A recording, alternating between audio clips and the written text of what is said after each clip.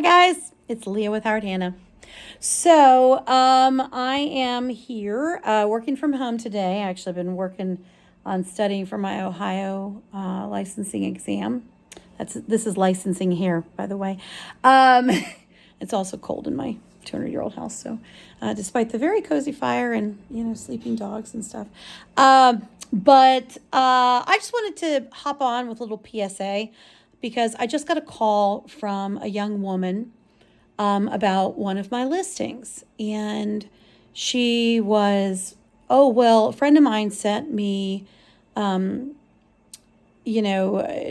it to me and mentioned that it was for rent.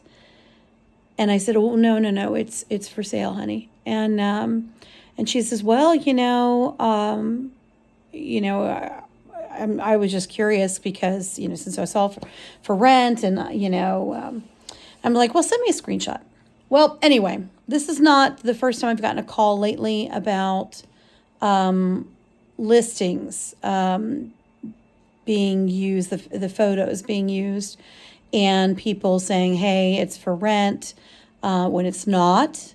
Folks, it's easy to pull our listing photos off the internet, screenshots and stuff like that. So easy to do. And I know, my colleague, Liz Dykes, she's got a couple apartments downtown that she rents out. And I know some guy showed up and got scammed out of a couple $100 because he thought he was reserving the apartment, putting a down payment on or something. I don't know. Anyway, just be vigilant. If it's too good to be true, it probably is. This listing, fortunately, the woman saw the for sale sign and called me. And so I was able to set her straight. But if she had just seen things online and saw that it was for rent, these scammers, little clever buggers. All right. I'll give them that. And I'll tell you, there is got to be a place for them.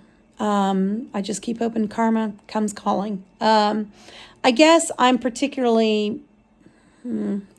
Well, I'll just put it this way. Nothing enrages me more than scammers and con artists. As many of you guys know, my father had Alzheimer's. And one of the earliest ways or hints that something was up was the fact that he almost got scammed. Fortunately, he was getting some calls from this guy who said that Dad had won this giveaway, this lottery. It's like a Publishers Clearinghouse, but it wasn't Publishers Clearinghouse, even though that's a scam too, in my opinion. $40 dish towels. Come on, guys. Anyway, I digress. Anyway, this guy was calling my dad saying that he had won and that they needed this information, this personal information. Fortunately, my father, had the voicemails there on the answer machine. He told me about them because he was excited about them. Not that, oh, this might not actually be real kind of conversation. It was like, oh, this is great. Look at this. Listen to this.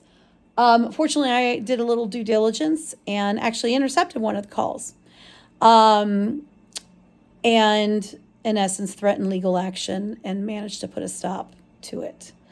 But you hear these awful stories, particularly the older generation getting taken advantage. And with the technological advances we're seeing in this age, they're getting smarter. They're getting cleverer.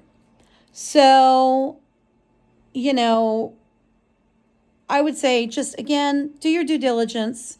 If you do like a drive-by of the property and you see the listing agent's name on a for sale sign, but it says for rent somewhere on the internet, call the listing agent there, call that number on the sign just to double check, okay? Because, we have contracts, we have things that we have to have permission to put a sign in the yard.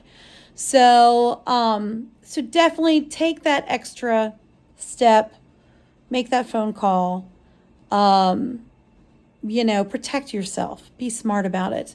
If it's too good to be true, it probably is. So, all right. So that's my PSA. I'll get off my soapbox now and get back to studying. I hope you guys have a warm and cozy and wonderful Tuesday. Talk to you soon.